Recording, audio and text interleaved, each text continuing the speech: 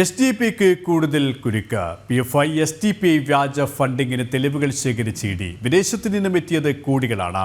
29 അക്കൗണ്ടുകളിലൂടെ നിക്ഷേപിച്ചത് 262 കോടി. ഇടപാടുകൾ ചാരിറ്റിയുടെ മറവിലാണ്. വിദേശത്തെ നിയമവിരുദ്ധ ഫണ്ട് ശേഖരണത്തിന്റെയും കൈമാറ്റത്തിന്റെയും വിവരങ്ങളാണ് ഇഡി ശേഖരിച്ചത്. 2009 മെയ് മുതൽ 2022 മെയ് വരെ PFIയുടെ 29 അക്കൗണ്ടുകളിലേക്ക് 262 കോടി രൂപ നിക്ഷേപിച്ചു. 32 കോടി രൂപ ചെലവഴിച്ചതിന്റെ രേഖകളും ഇഡിക്ക് ലഭിച്ചു. സന്നദ്ധ സേവന പ്രവർത്തനങ്ങളുടെ മറവിലാണ് ഫണ്ടെത്തിയിരുന്നത്. വ്യാജ അക്കൗണ്ടുകളിലൂടെയും PFIയുടെ സാമ്പത്തിക ഇടപാടുകൾ നടന്നിട്ടുണ്ട്.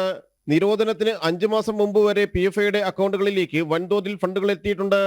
നിരോധിത ഭീകര സംഘടന PFIയുടെ രാഷ്ട്രീയ രൂപമായ STPIയുടെ പ്രവർത്തനങ്ങൾക്കായുള്ള ഫണ്ടുകൾ നൽകിയിരുന്നത് PFI ആയിരുന്നു. STPIയുടെ വിദേശ ഫണ്ടുകളിലും സാമ്പത്തിക ഇടപാടുകളിലും നിരവധി രേഖകളും ഡീറ്റെയിൽ തെളിവുകളും ഇഡി ശേഖരിച്ചിട്ടുണ്ട്.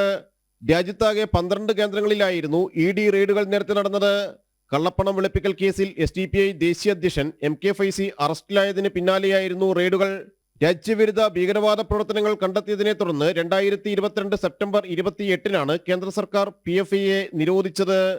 ജനം, കൊച്ചി.